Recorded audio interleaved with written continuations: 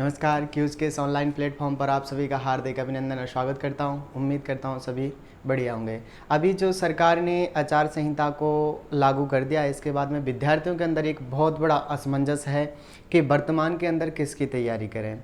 आखिर वो कौन सी वैकेंसियाँ हैं जिनकी सरकार यथाशीघ्र आपकी परीक्षाओं का आयोजन करवा सकती है। इसको लेकर सबसे बड़ी दुविधा है विद्यार्थियों के मन में। तो आज हम बात करने वाले हैं उन भर्तियों के बारे में जिनको या तो अभ्यर्थना ने बोर्ड के लिए भेज दिया है या फिर उनको सरकार के द्वारा वित्तीय स्वीकृति मिल चुकी है। ऐसी कौन कौन सी भर्तियां हैं जो यथाशीघ्र प्रोसेसिंग में आने वाली हैं या उनकी परीक्षाएं आयोजित आपके होने वाली हैं, उन सभी का आप एनालिसिस करेंगे और आज आगे बढ़ते हुए चलेंगे।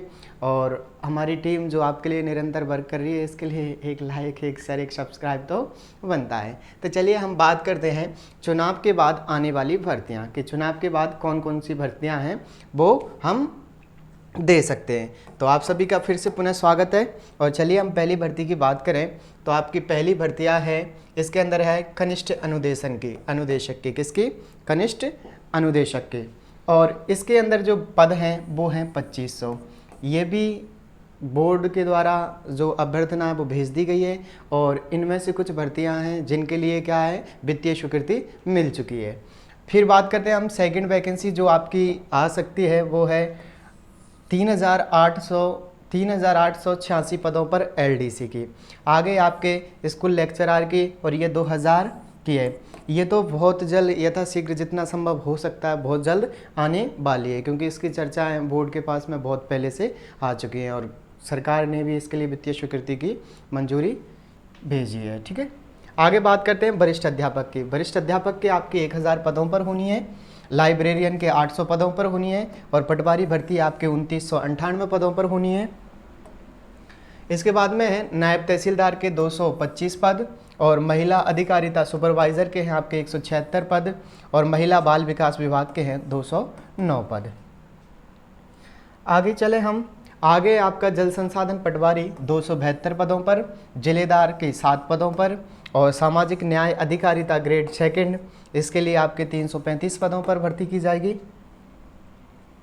आगे आपका जेईएन के पद हैं 524, एईएन के पद हैं 737 और पंचायती राज जेईएन के पद हैं 550। और भी जैसे बात करूं मैं आपसे, पशु परिचर की भी प्रोसेसिंग में चली हुई है, वो आचार संहिता को रोक करके फिलहाल कुछ अपरिहार्य कारणों की वजह से स्थगित कर दिया गया है, वो भी यथाशीघ्र होने वाली है। आपके जो कांस्टेबल की दक्षता परीक्षा है उसका भी आयोजन किया जाएगा। तो आप सभी अपने निरंतर जो तैयारी है उसे करते रहें और निरंतर अपनी मंजिल की ओर आगे बढ़ते रहें।